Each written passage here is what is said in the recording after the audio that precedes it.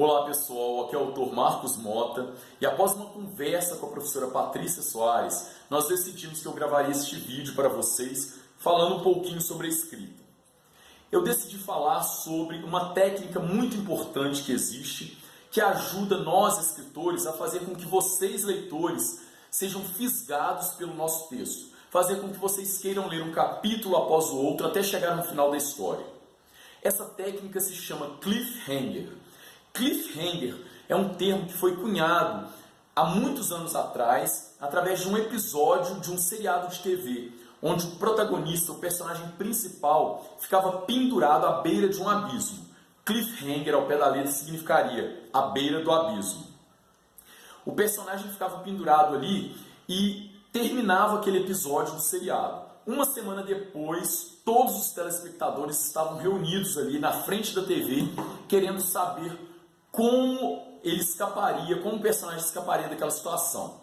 A primeira forma de você implementar o cliffhanger seria você levando o seu personagem a uma situação crítica, uma situação de extremo perigo ou uma situação precária, como o exemplo que nós demos aqui do protagonista à beira do abismo. Um outro exemplo poderia ser você colocar o seu personagem no centro de um labirinto. E o leitor ele vai ficar curioso para saber como que o seu personagem vai fazer para sair daquele labirinto. A segunda maneira de você implementar um cliffhanger de uma maneira bacana seria você usando uma questão dramática extremamente interessante. Eu vou dar um exemplo aqui.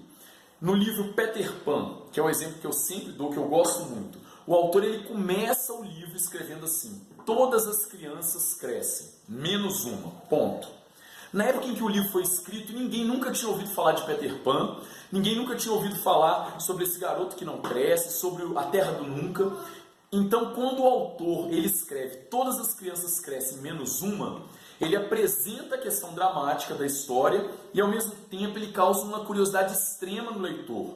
E o leitor vai ficar querendo saber que criança é essa, por que ela não cresce, como isso vai acontecer na história.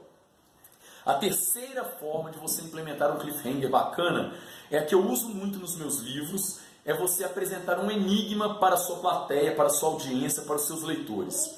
Quando você apresenta um enigma, o leitor obviamente vai ficar curioso para saber qual é a resolução daquele enigma.